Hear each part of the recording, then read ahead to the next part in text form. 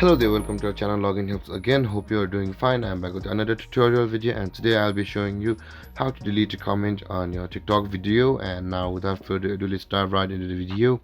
But before that, don't forget to like, subscribe and hit that bell icon for more videos. Okay, let's go. Let's open up our TikTok app first. Okay, let's retry. Okay, let's pause the video and now let's go to our profile first. Let's pause this video. You can see a friend of mine has commented twice on this video.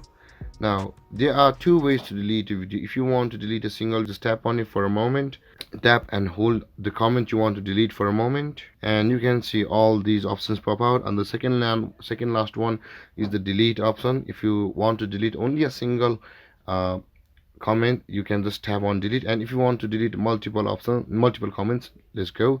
You can see the manage multiple comments over here. Just above the delete option is the manage multiple comments. So okay, let's do that.